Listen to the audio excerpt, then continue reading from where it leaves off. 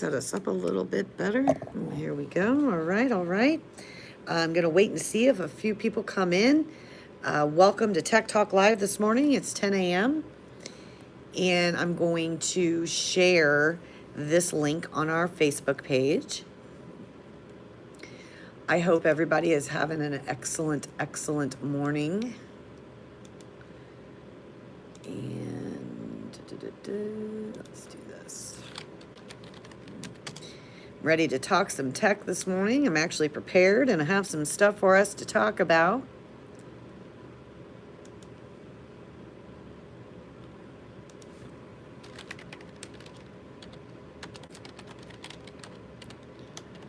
All right, all right.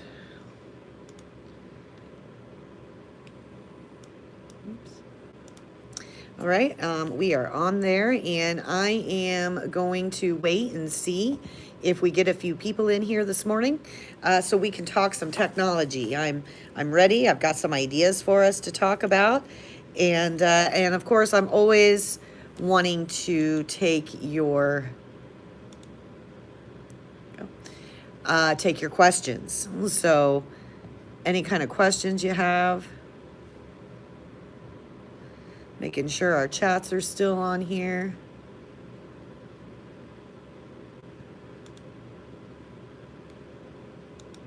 Go. All right. So good morning. I'm not sure where you are from, but I am from Indiana. So I want to welcome you in. If you have a question that involves technology this morning, I would love to assist you with that. So please feel free to post your comment, and then we'll get started. Normally, if nothing really major goes on, I have some kind of techie tip for you this morning, which I do have prepared, but I want to give you the opportunity to ask questions in regards to anything that you need to know technology-wise that you may be struggling with right now. Let's wait and see if a few more people come in this morning. And then we are going to talk about some somewhat important things and some techie tips. I've got 9 techie tips this morning. We're going to see how far we can get through them. But before we get started on our techie tips, I wanted to let you know about a few things happening here at the library. So happening here at the library yesterday, Thursday actually, was our very first virtual travels and destinations. This is a class that's geared towards people that enjoy traveling or have the dream of traveling to certain places, but they're not sure where to get started, what to do, how to go about it. So that would be a class for you. It is geared more towards adults. However, children could most definitely get involved. It never hurts to learn a little bit about budgeting and money at any point in your life. So getting those kids involved would work as well. However, it does go a little bit more at a faster pace. So kids may not be able to follow it as well, but it never hurts to try. So you can definitely get the kids involved with that. But again, it is geared more towards the adults. It's more of an adult program. We do have, this past week, we visited New York City, and it was super fun. So if you haven't had a chance, let me get you the link.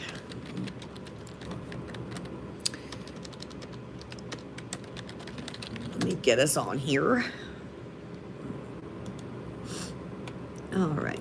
So this is going to be the link to all of the technology related items that the library has to offer. The virtual travels and destinations are listed there. We also do a virtual field trips. This last month we visited zoos, I believe.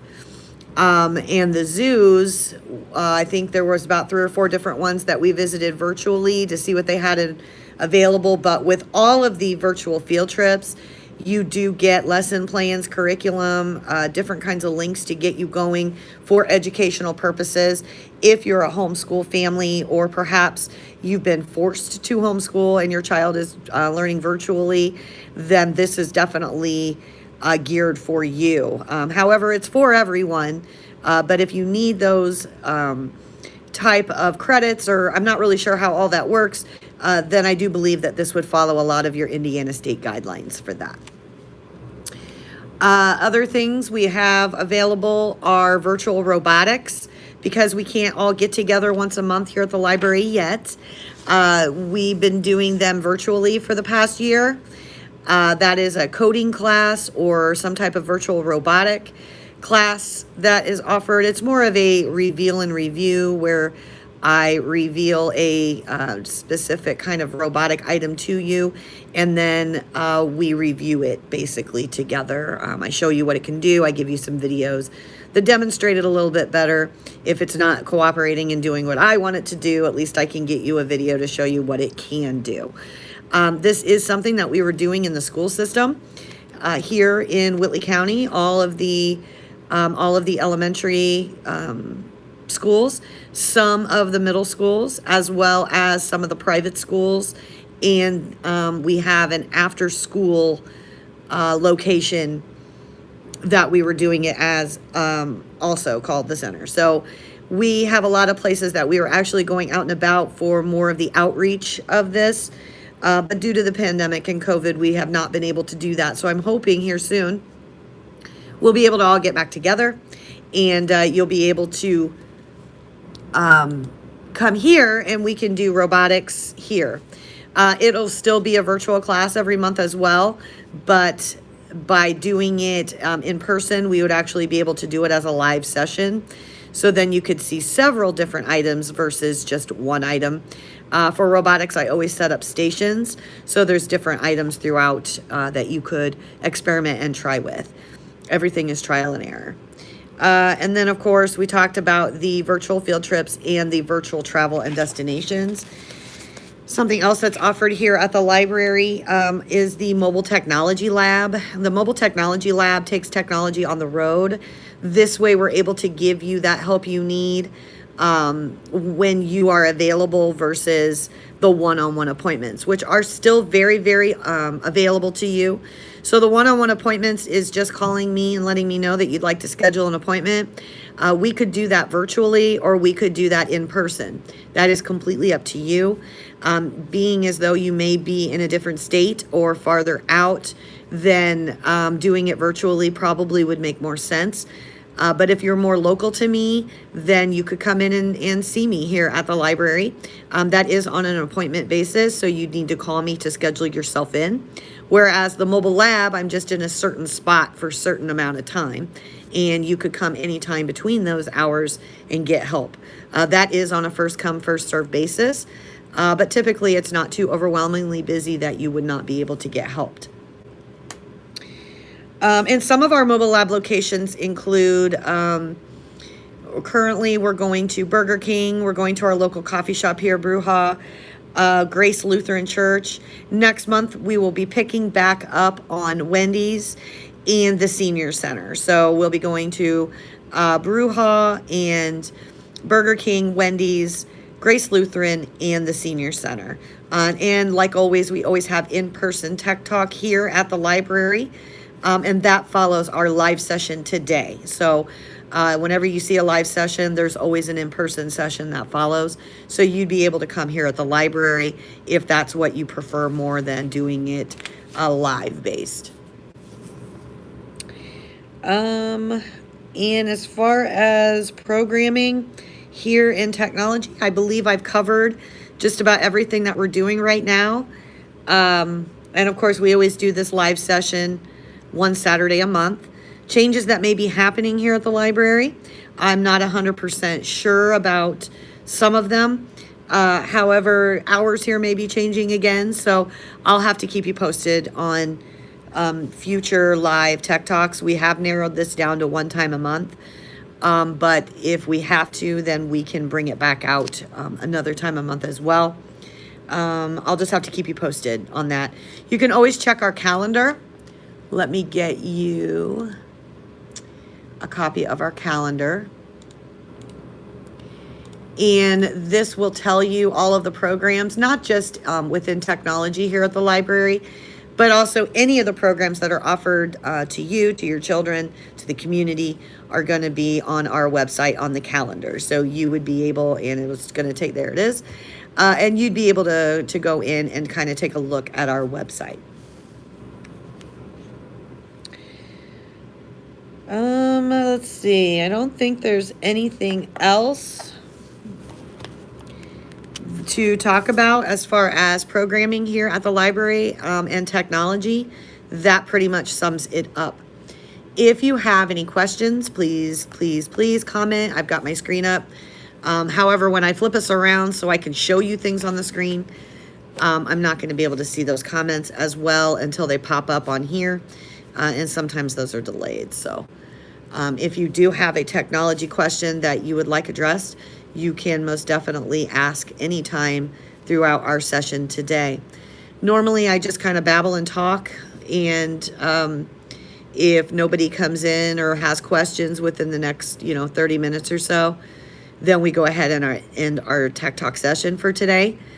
So if you do have something, don't let it go unnoticed and make sure you put it down. Okay, so we are going to flip some gears here a little bit.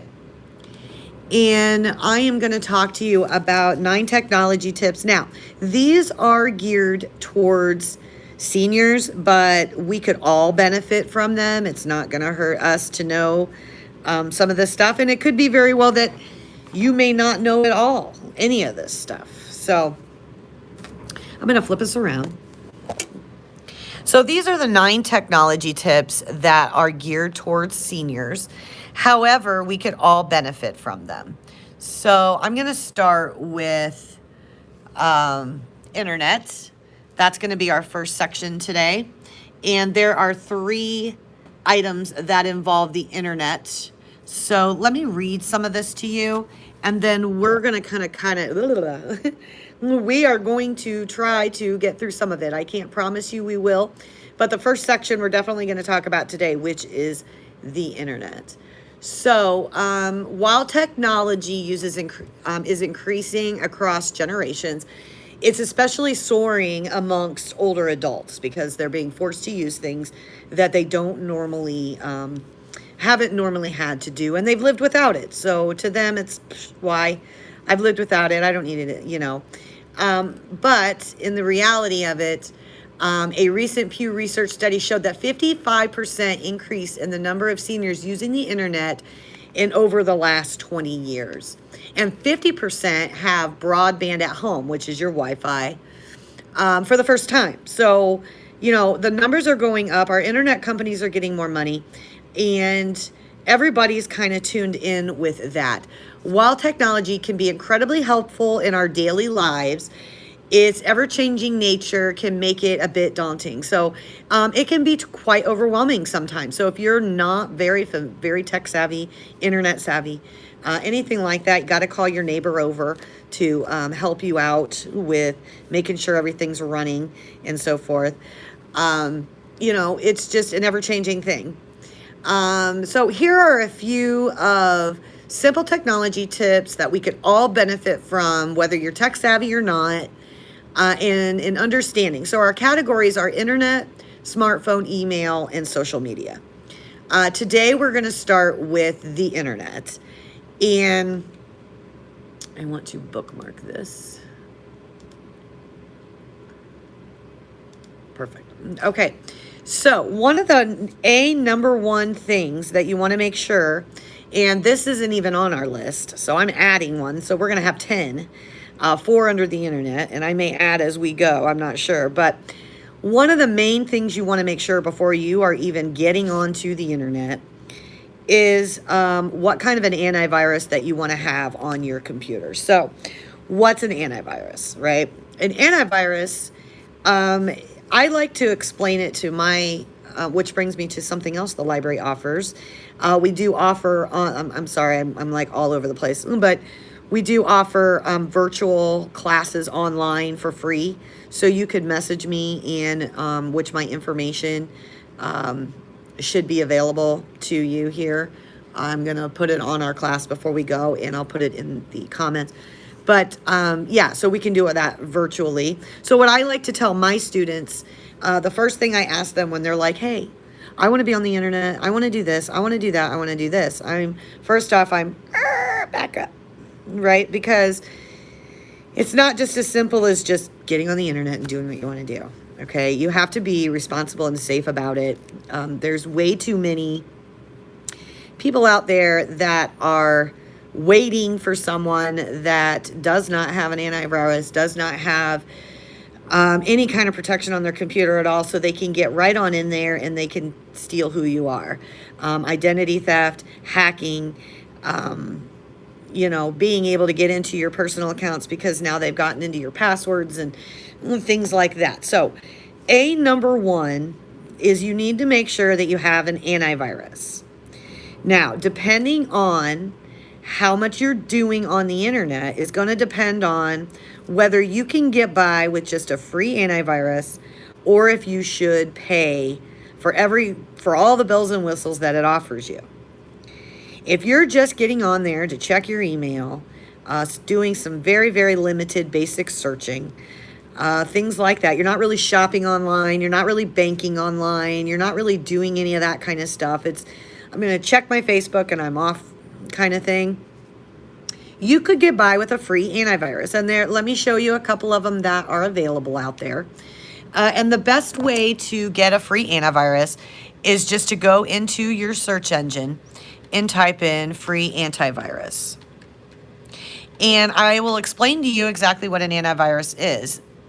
Now, you want to be careful when you're actually choosing an antivirus because, excuse me, some of them will tell you that they are free, but what they mean to tell you is they have a free trial. And then after your free trial, you're going to have to purchase their product. There are a couple of different antiviruses out there that I am extremely aware of that I use regularly that are actually 100% free, as well as being able to be paid in. So if you want to have the glory and all the extra stuff, then you most certainly could have that. One of those is called Avast. Avast is a pretty nice, pretty good antivirus. They do have a pro version, not professional, a pro version that you could pay into that's going to give you more security than the free. But like I said, if you're really not banking or doing anything that involves a lot of accounts on here, then you could definitely get by with this. Another one is AVG. And here's AVG. Oops, sorry. So again, they offer it to you as a free download, but you can also pay into a pro version. So your free download is to stop viruses, spyware, ransomware, secure your personal folders, block unsafe links, and scan your PC for performance problems. Now, for the full range security, it's going to do all of those things, plus you're going to get real-time security updates. You're going to prevent the peeping toms from watching you via your webcam. You can keep hackers away from your firewall, and you can avoid fake websites or safer shopping. Now, that's only $40 a year, and that is per PC. So, I mean, it just depends. So let's go back and take a look at Avast, because I know that they have, let me get there. Here we go. I'm going to see what their differences are. Let's see if we can find their... Okay, how do I... All right. Let me find their products here. I know with Avast, it's very similar to the AVG, where you can buy the cybersecurity protection, all that kind of stuff. Let's see. I'm trying to find... This is the free download.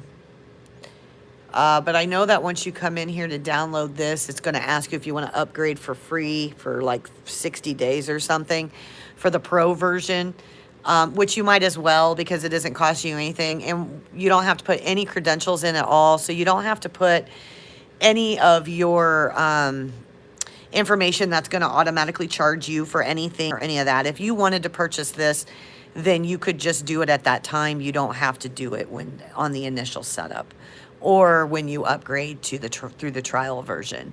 And AVG is exactly that way as well. So let's flip back around here. So those are just a couple of different antiviruses. Like I said, you can type in free antivirus on your Google search, and it's going to bring up a lot of different ones that you can give it a try. But you just want to be careful, because some of those are actually just because you typed in free. Well, yeah, we offer you a free trial, you know. But I do know that Avast and AVG do have a 100% free version that you can utilize.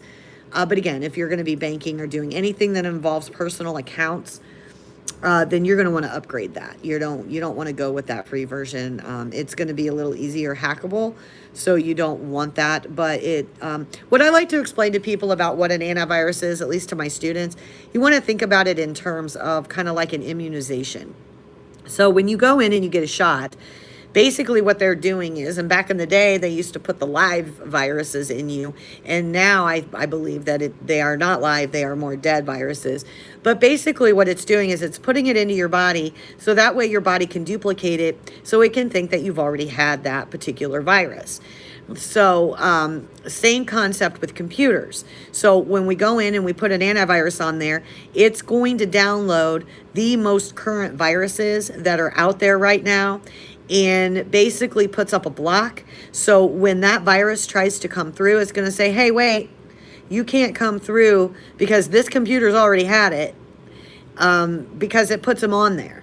However, they're dead, so they're not actually leading anywhere, but it is preventing your computer from being able to catch it. So that, in a nutshell, is how an antivirus works. So number one, make sure you have an antivirus on your computer. Long story short there. Now let's get into some of these Internet 9 top basic skills here. You want to choose strong passwords, okay? For every website or account with a login, you want to choose a unique password that only you would know. You want to use special characters, symbols, and you want to consider using longer password strings together. So you want to string it all together. Don't send your password information by email or social media, and avoid entering your password unless you recognize the website you are visiting. So they do have let me flip us. They do have a website here, and this is our number one, about tips on picking a secure password. So let's take a look at that. So you want to use a mix of alphabetical and numerical characters. You want to use a mixture of upper and lowercase letters. I'm going to put this on here for you guys. Let me flip us around and I'll just read it, because I know sometimes these screens kind of look weird. But I'm going to post this. So if you want to follow along with what I am reading right now, then that should come up for you here in a moment. But you want to use symbols. If the system allows, like spaces shouldn't be used. Use a combination of letters and numbers. You want to use a phrase like many colors. I know one time I was in a staff development thing here at the library, and we did have a cybersecurity type thing. And the guy that came in to teach that to us was telling us about passwords. And he said, you know, the best way to really choose a password is look around at your surroundings and start adding in all the words. So for instance, I could look up at the ceiling and I could say, the ceiling is, and then I could look down, green and round. So the ceiling is green and round, exclamation point 2021, something along those lines. The odds of that ever getting hacked are pretty slim to none. If you want to do some random letters and numbers, you could do that, most definitely. And obviously it's going to be a little bit stronger because of that. But downfall of that, if you're not actually using words or phrases, is that you're going to have to remember every single letter and the order that you did them in, and whether they were capital or lowercase, because on passwords it matters. And I can't stress this enough. You want to be sure to write it down, okay? Keep it in a wallet, keep it under your pillow, put it in your pillowcase, put it under your mattress. I don't care what you do with it. but you need to write it down. Now, I have been criticized for telling people to keep them in their wallet. Let me explain to you why I say that. All right. First off, I'm probably just like everyone else when it comes to things, and I can't remember from getting up from this chair and walking to the door why I even did that. All right. I mean, I'm just going to be honest. When I get up, I'm like, oh, why am I standing at the door? Well, let me go back and sit down and figure out why I'm standing at the door. Right. So then we got to backtrace and go back, and we got to figure out, well, okay, so I tell people put it in a safe spot in your wallet, because that way you know where it is. Okay. Nobody else is going to know that but you. And if you don't label it other than what it is, nobody's going to know what it even goes to. Okay. Just having some kind of random lettering and things, nobody's going to know what that even means but you. It's kind of like a code in your wallet that can't be deciphered unless you're there. So don't send me hate mail when I say put it in your wallet. Okay, that is for some of us that can't remember from A to B to get to C, okay? And I'm one of them. I'm not making fun. I am most definitely one of them.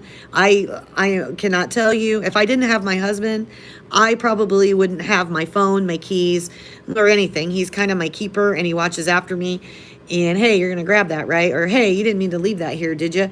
So I'm with it, and I probably don't do the most secure way of keeping my passwords and stuff, but I know where they are. I know how to get to them, and it works for me. But you want to keep it written down for yourself somewhere so you're able to locate it, because if you come to me and you say, hey, I need help with this, blah, blah, blah, the first thing I'm going to say is, what are your credentials? How do I get into your account? And if you don't know, then I can't help you. And I hate telling people that I can't help them. Sometimes we have our family members who mean well that set us up on all this stuff. They've given us this phone and they've, here you go, everything's ready. There you go. Just message me, or you've decided to get internet in your home and your daughter, son, grandsons come over and they've hooked it all up for you and bling, you're ready to go. But you have no idea how any of it happened, what you need to do. So I'm going to tell you, it's very important that even though you may think in the back of your mind, well, somebody else will take care of that, it's probably best for you to kind of know how to take care of it. Because if you're ever in a situation where that somebody else isn't around and you have to rely on yourself for it, then you might want to write it down at least once and keep it somewhere so you know how to get your Wi-Fi going if it goes down. So you know how to put it into your smartphone or your computer so you can access the internet. You need to know the password to your Wi-Fi. You need to know the password to your accounts. So if your daughter's handing you a phone and says, here, it's all ready for you, I'm telling you, she went through a lot of steps. She's got an email in there that has a password to it. You need to know all the information to your account, okay? Because I'm not going to be able to help you with much if we don't know those items, okay? So I always tell people, write it down, write it down, write it down. Very important. And I talk a lot, so I need to drink. Okay, let's go back. And that was, I guess I didn't go through all of the steps of that, but you get the idea. Combination of letters unrelated to each other, phrases that don't make sense, special characters, capital letters, small letters, just whatever you can do to make yourself, to make it good. All right.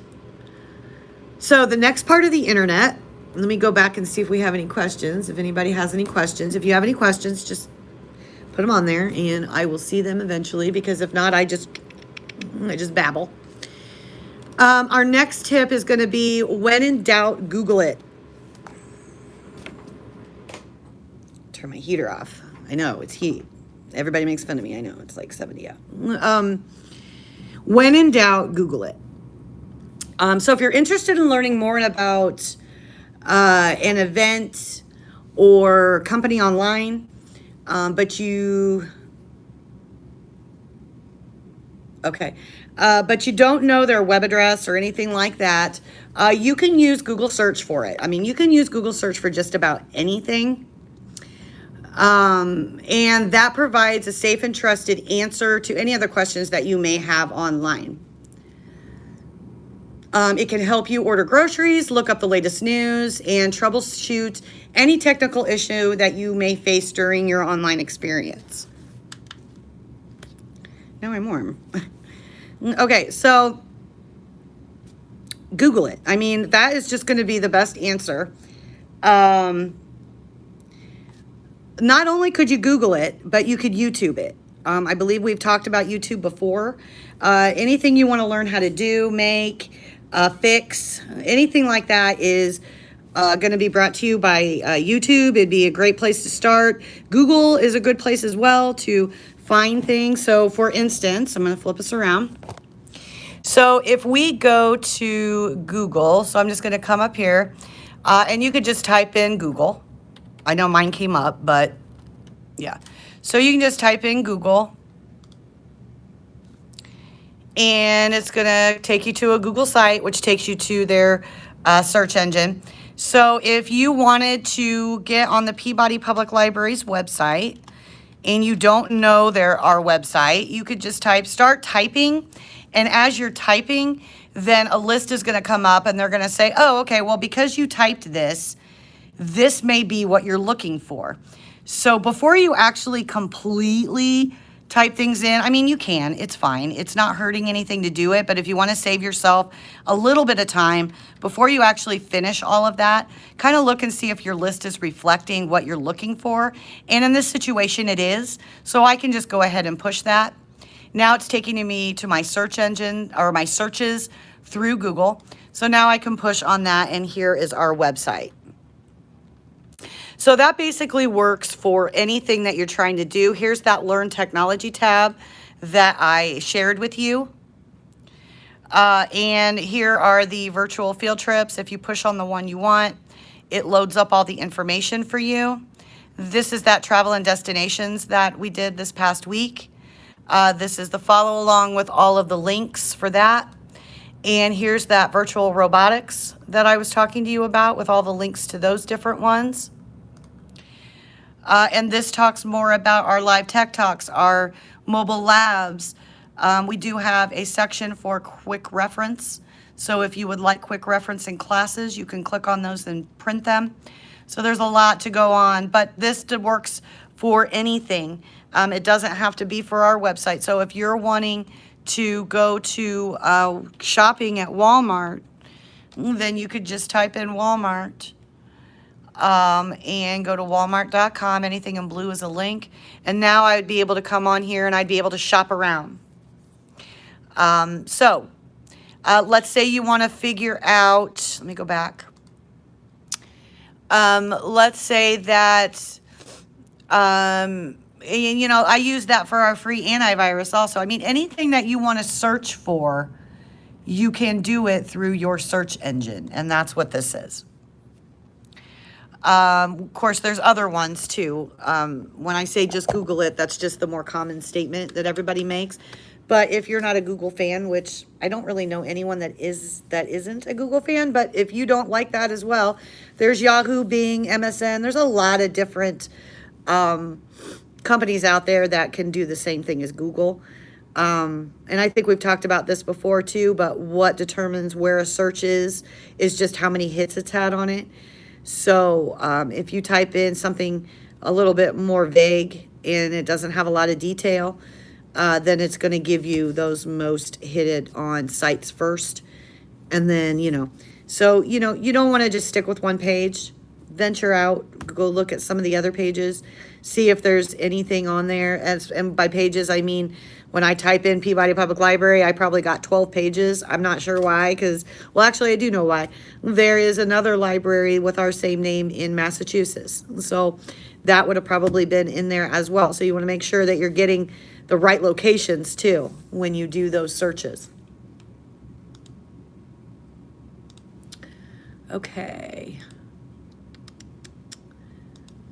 Let me get us back where we were. Which I'm not sure where that is.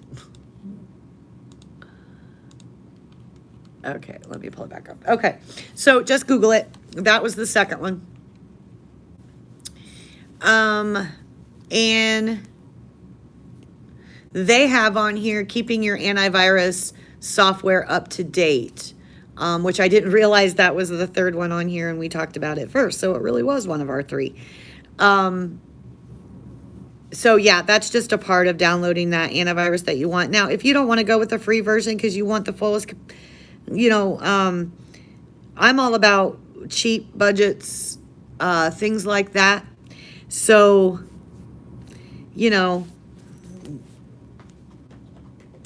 just because that's what I'm into doesn't mean that that's what you're into. So you got to do what you got to do for you. All right, let's go back.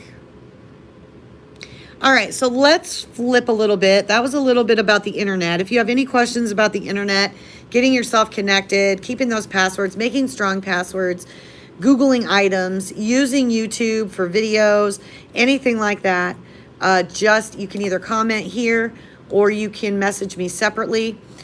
Here is, this is my email. So you could email me and let me know anything that you would like to know as far as internet goes. Let's take a look or listen to, I can't think this morning. Let's talk about, because this is Tech Talk Live, let's talk about smartphones, tablets. How many of us have them and how many of us hate them, right? Technology is great when it works. I, for one, sometimes do get frustrated with my own devices. So I can only imagine, those that may not know as much as the next, how discouraging it really can be for you. So, so a few things that you can do for your smartphone to make it a little simpler for yourself. You can change your settings to make it a little bit better for easy reading. So let me get on here.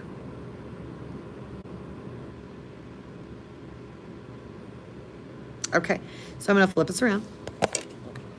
All right, so for smartphones, so if you're having a hard time reading on your smartphone, you can adjust that setting to make it the text size of your phone bigger. And that is quite helpful. So you would do that if you're an iPhone user. You would do that in your settings, display and brightness and text size. You also have a magnifier that's in your settings, general accessibilities. And for Android, you'd go into your settings, display, font size, and adjust your font size. So if you find yourself missing calls or texts, you can adjust your ringtone volumes. So you can do that in your settings by going to sound and changing those different ringtones to accommodate you. Hang on just a moment here. Gonna flip us around.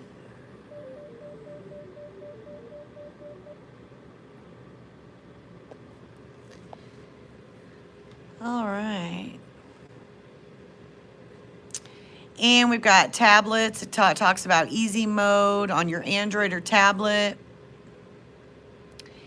And it gives you the different settings. So I'm going to put this in there as well.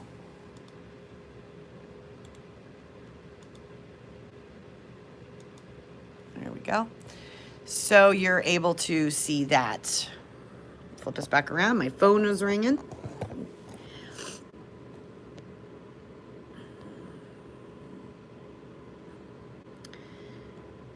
All right.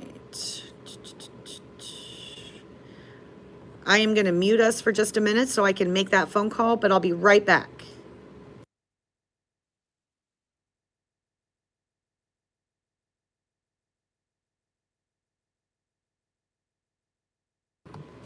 Okay.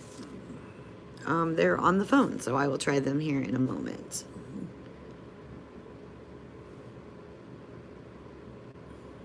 Okay. As soon as they get off the phone, I will give them a holler. Okay. Discover a lost or stolen device. Okay, I will be right back. I'm really sorry.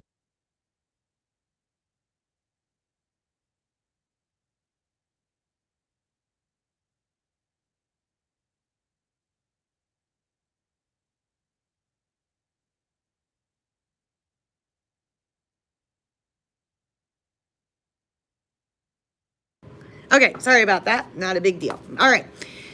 So we're going to turn on, so you can turn on in easy mode. So finding yourself. Okay, so do you find the home screen layout makes it hard to go to features that are that you need most available to you? So again, this is all about the smartphone and tablets. So on some Android phones like Samsung Galaxy series, they do offer a simplified experience or an easy mode. The easy mode configures your home screen for an easier experience by providing a simpler layout and bigger icons.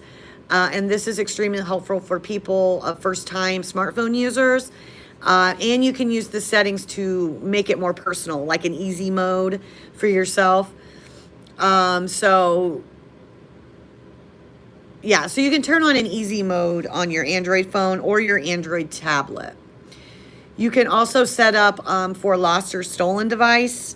This is on like Find My iPhone or Find My Samsung things. And just about everything that you want to do with your device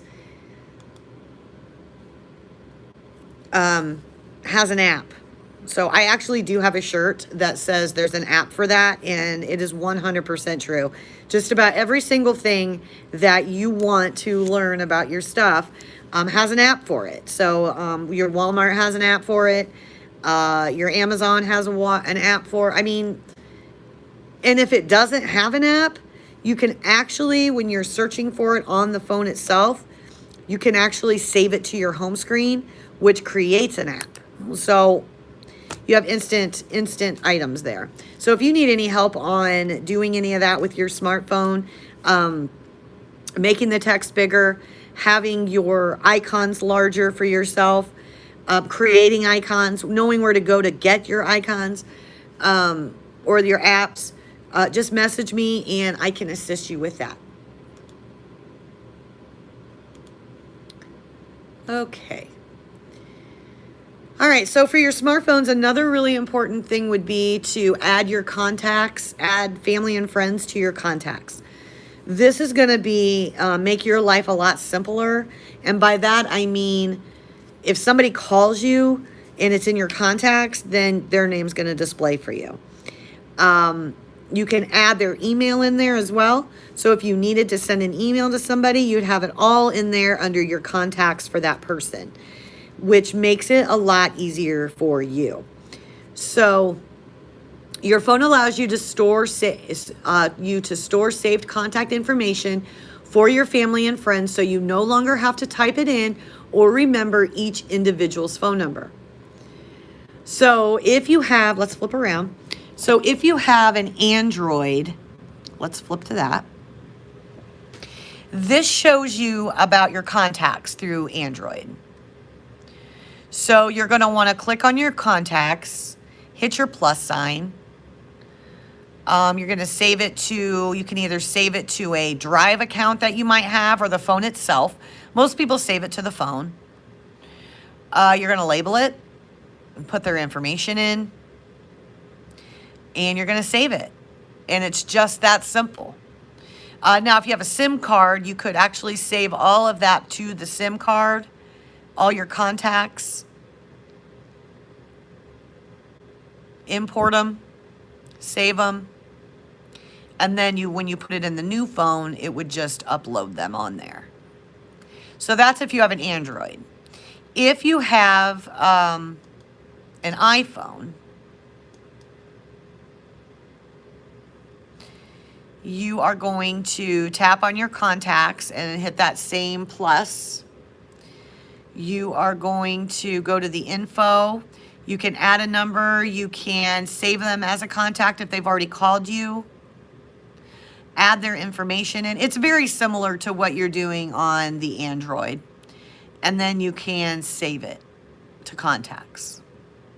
So it's very, very similar. So make sure you add your family and your friends in there, and you want to be sure to get all their information.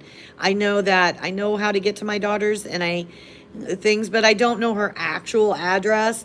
So I made sure to actually put that into my phone because I was having other family members say, hey, is this her address? And as a parent, that doesn't sound very good that I don't know, but I do know how to get there. So I ended up saving it in my phone. So from now on, I do know. And the last thing we're going to talk about for today is going to be using a captioned telephone. If you can't hear your smartphone, consider a CapTel captioned telephone to help stay in touch with the people you care about.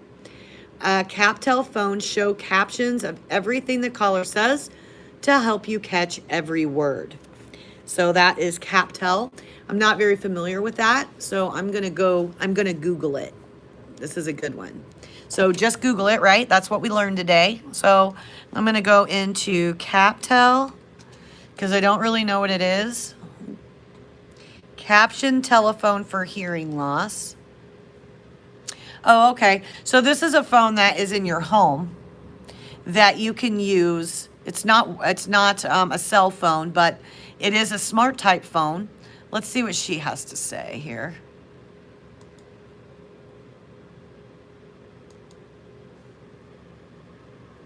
I don't have any sound. Oh, hang on. I think it's because I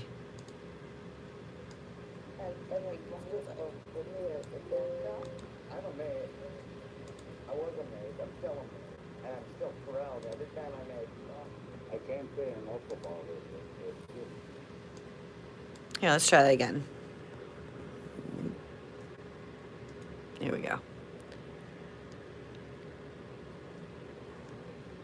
Here, let's do it. There we go. I don't think anything as wonderful for me as a dancer. I'm amazed. I was amazed. I'm still amazed. And I'm still thrilled every time I make I can't say enough about it. It's a lifesaver. When I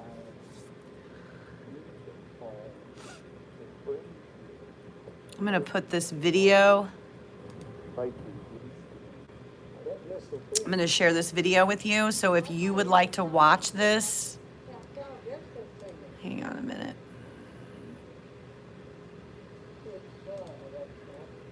I thought it would just give me a link. Oh, okay, yeah, it does. All right, so I'm just going to flip us back around. If you'd like to watch that about CapTel, then you most definitely can do that, and I'm going to share it in here. There we go. All right.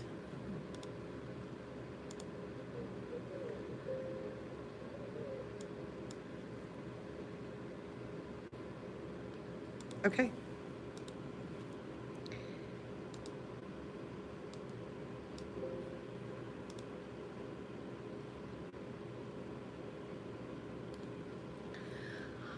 All right, you guys. So today we went over quite a few things. We have ran out of time. If you have any questions for me, please feel free to include those. Oh, I'm going to. Let's see.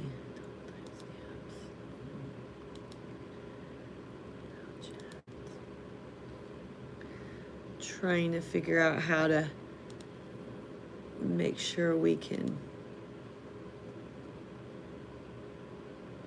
Well, hopefully all these show up for you. That's all I can say. And if you didn't get to see them throughout the class today, that's all right. Just message me, send a comment, link it down below, and I will get back with you. Today we talked about the internet and we talked about some smartphones. Next time, we're going to talk about email and we're going to touch briefly on some social media. So, hey, thanks so much for being a part of Tech Talk Live today. And I hope that you have a great day. From what I'm understanding where I am, it's going to be pretty warm out there. So, all right, guys, have a good